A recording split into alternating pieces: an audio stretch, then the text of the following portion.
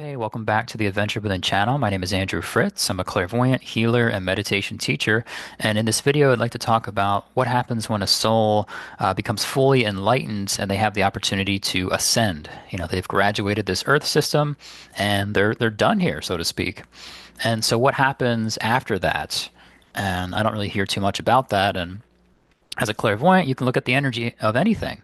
And I've looked at this a little bit in the past, and I decided to look at it a little bit more. I just got some more certainty and saw some other possibilities. And these are just a few. These I'm sure there's way more. Um, but ultimately, when it comes to looking at topics like this, it's fun to kind of hear what other people say, but ultimately you want to be able to, develop your own clairvoyance, so much so that you can really, clairvoyance is all about seeing the truth and getting to the truth, but being able to see, what is your truth on this topic? Oh, what does it look like for you, when you're done here on this planet and you're ready to kind of move on? What does that look like for you? So I could just provide some general ideas that I can see, but ultimately it's always great to look kind of for yourself. But anyway, here's some of the things I'll share that I saw kind of in my clairvoyant meditation when looking at this topic. The first one is obvious, would be just being able to hang out with Great Spirit. Whatever you want to call that, maybe people call it Source. I've heard Supreme Being, God. There's so many different names, but yeah, just being able to hang out with Great Spirit. You might be able to join kind of the group of souls that have already ascended. I tend to see this on a very, very high level of the astral, and you can kind of join that group and hang out with them. And from that kind of place, that high dimension on the astral, you might be able to witness souls kind of making their departure split from source, and you kind of witness and observe the very beginning of their spiritual journey. And then on the opposite end of that, you get to see also souls that are um, making their way up, and they're getting ready or are just about to graduate this Earth system. And so you get to kind of see the souls that are kind of incoming, and also the souls that are on their way out and kind of all done. So I thought that was pretty cool to see that. You could hang out with angels, and I kind of when I look at that energy, it just looks like a very joyous and kind of celebratory type energy. Um, just this kind of innocence and yeah, just joy. So that was interesting.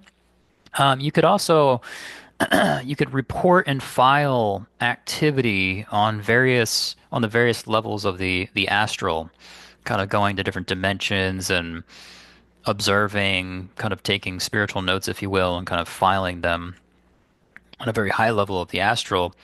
And I kind of refer to these. I've seen these beings before that do this.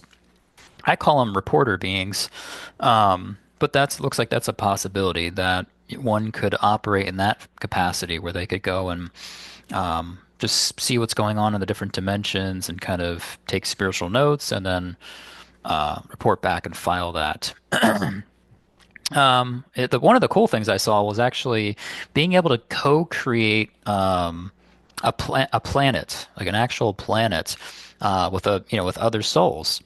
And the picture when I saw that, as a clairvoyant, I see mental image pictures. It was just kind of this, almost like a void space, just darkness. And in this darkness, there was like this sphere, and it was a grid, like a wire grid. I'm sure people that do like 3D modeling and make video games and things like that. It looks very much like that, just the wireframe kind of grid of a planet, basically. And some souls around it, but yeah, it definitely had the energy of, oh, this is the beginning stage, or kind of starting from scratch of creating uh, a planet. And I thought that was pretty awesome, because everything starts in spirit. Everything starts energetically before it gets fully manifested.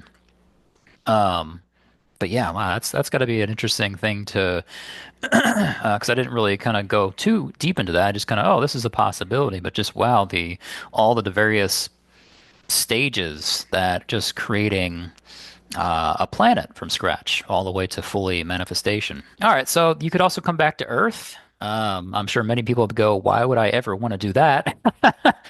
But it's a possibility because I've heard some people say that, oh, this is my last life, and when you're done here fully, you can't come back. And I don't really see that. I actually see that the opportunity to come back is there if you want it. Yeah, I don't know how often that would actually happen, but the possibility's there to not come back or to come back. There's the freedom. There's the choice of that. You could also be a spirit guide. Typically, spirit guides, a traditional spirit guide, a little different than an angel. Angels typically don't incarnate. Is it possible? Perhaps. I don't always say anything's impossible, but they tend to kind of remain in spirit, angels, whereas traditional spirit guides they have had many past lives. So you usually choose them because, hey, I could use some help in this particular upcoming lifetime. And they have certain skills and information that will assist you in those different parts of your body life, your incarnation. But you could do that. You could be a spirit guide for another soul. Um, or who knows? I don't know. It might not be just one. That sounds like more. It sounds like more work. Oh God, I have to. I'm doing more work over there. But again, everything in spirit is total non-effort. So a little different. And then another one, the last one I'll mention here is teaching on the astral.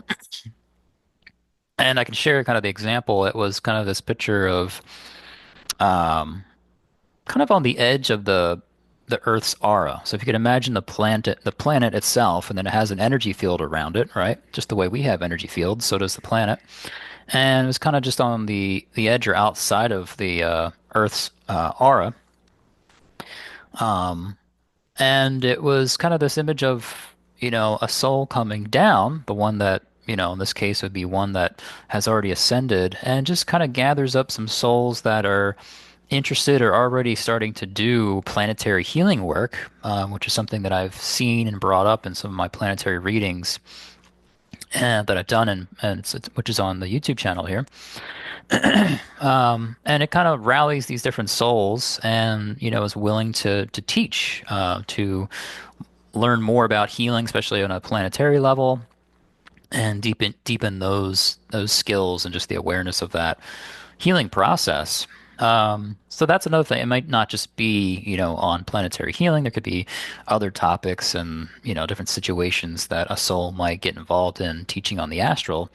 That's just one example, and the one that I particularly saw when I was looking at this topic.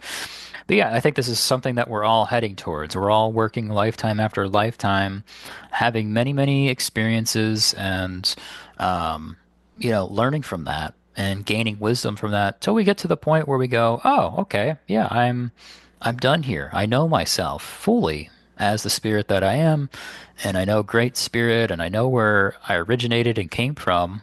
And there's nothing really more for you to learn here. But it is like a video game. When you finish a video game and it feels like you kind of mastered it, more than likely you're probably not going to play that video game again. Or you can, sometimes I've finished this, I beat the game, I mastered it, and you kind of put it away for a while, and then you might revisit it. Just because maybe it was a really great game and you want to play that game again, even though you mastered it. And it is like that. We have that choice to, when we fully ascend and we're done here, to just be in spirit, or to come back if you want. You have the freedom, and that's the biggest thing is you're fully aware of that freedom now.